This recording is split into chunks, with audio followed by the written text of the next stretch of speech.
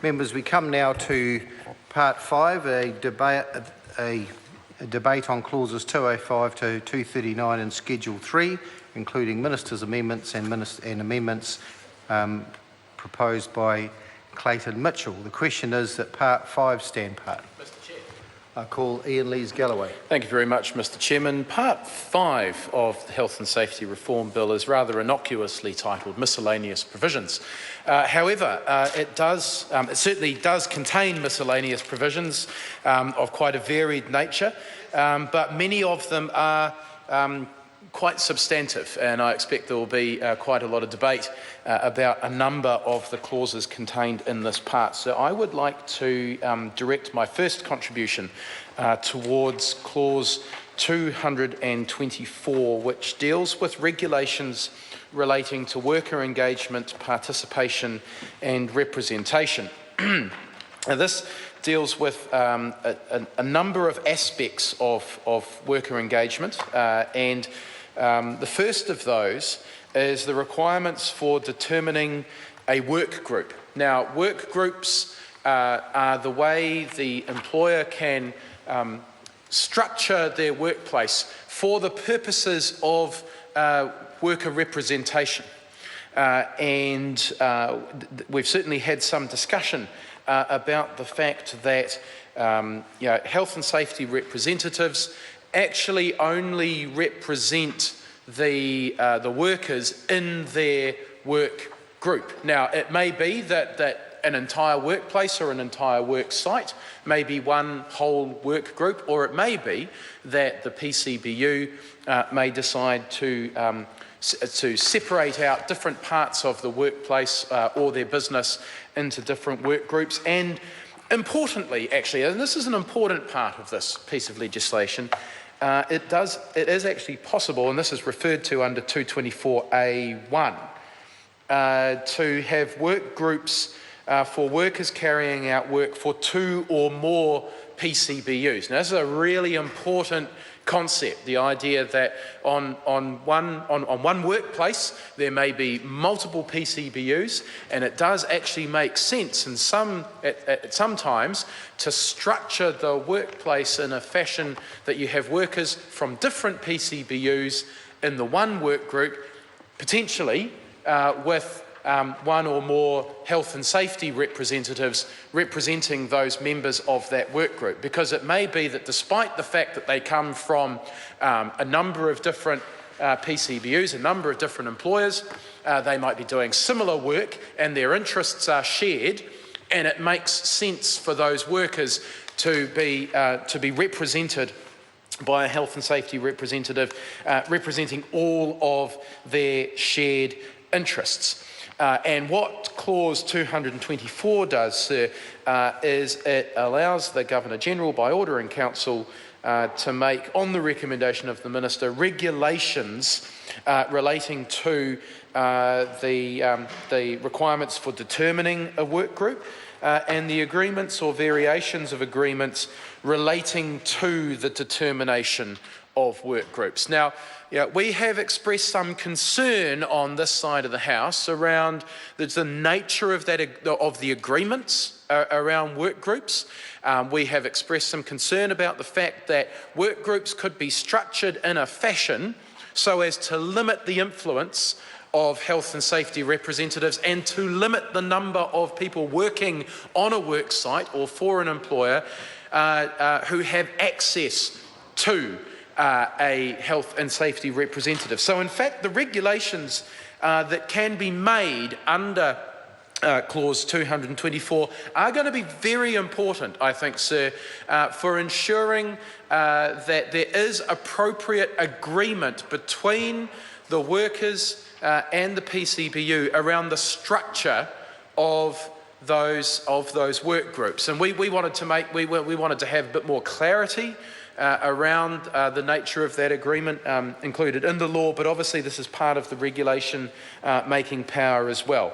And it will be important to get that right. We do not want to see work groups being used as a tool to limit the authority and the influence of health and safety representatives. We totally understand why it's appropriate to have work groups.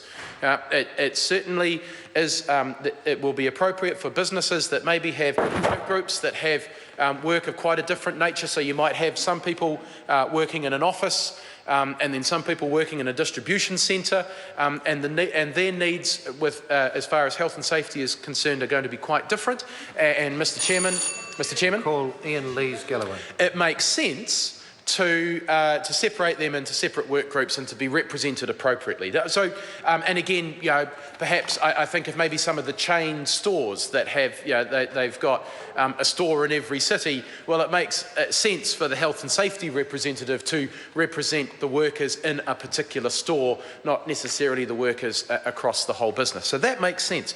But the concern we had was just the way the law was written, was that it was possible for the small number of fringe employers. I think some of us in this House know the types of people that we're talking about, and the types of industries that we're talking about, who would use that ability to structure those work groups in a fashion that deliberately undermines health and safety reps, because they just don't believe in health and safety reps. So we think the regulation-making power in this 224 is actually going to be quite important. We would like to see the government ensure through regulation that there is genuine agreement between the workers and the PCBU about that work group structure. 224B relates to prescribing matters relating to health and safety representatives, including the eligibility criteria for election as a health and safety representative, and the procedure for electing or removing a health and safety representative. Now again, this is going to be very important. If the health and safety representative system is going to work appropriately, yes, we do need people who are appropriately qualified to discharge their duties. We also need to make sure that, again, this isn't used to unnecessarily limit who is able to put their name forward to be a health and safety representative. Ultimately, of course, we're talking about elected health and safety representatives who have to have the confidence of the people who are working around them. And the people working around them will know whether or not that person is likely to be able to discharge their duties well. So the first eligibility criteria, I think the most important eligibility criteria, is the confidence of their workmates. And that is, of course, what the democratic process is all about, that the person who should be elected to that position should be someone who does have the confidence of their workmates. But obviously it is important that we ensure that people have the right skills and the right ability to carry out the functions of that task. Certainly the procedure for electing or removing a health and safety representative. Well, in terms of electing a health and safety representative, my view is actually that should be over to the workers as to what process they want to use, what process they want to conduct to elect a health and safety representative. When it comes to removing a health and safety representative, well, we have some concerns about the fact that PCBU can now actually ask WorkSafe to remove a health and safety representative, and if WorkSafe says no, that health and safety representative is doing their job just fine, then the PCBU can now refer that to the district court. That, I believe, will definitely be used by some employers as a threat against people who put their names forward as health and safety representatives, that they will end up tied up in lengthy litigation, they'll end up in the district court simply because those employers are ideologically opposed to health and safety representatives and they want to make life as difficult as possible. The next regulation-making power is the eligibility criteria to vote for a health and safety representative. Now again, we have to be very, very careful to make sure that this isn't too restrictive. The people who should be able to vote for a health and safety representative is anybody in the work group who that health and safety representative will be representing. They hold that position because they are given that mandate by the people who work around them. And they should have the confidence of the people who work around them, and that should be everybody who works around them. I don't want to see this regulation-making power being used to exclude some people from being able to elect a health and safety representative. And I would like to have some assurances from the Minister and the Chair that perhaps some of those issues that we have raised around eligibility criteria for being a health and safety representative, the eligibility criteria for electing a health and safety representative, the way in which regulations are going to be made about the structure of work groups, that none of those are going to be used to undermine the health and safety representative system. That none of those are going to be used to limit the influence and the authority of health and safety representatives.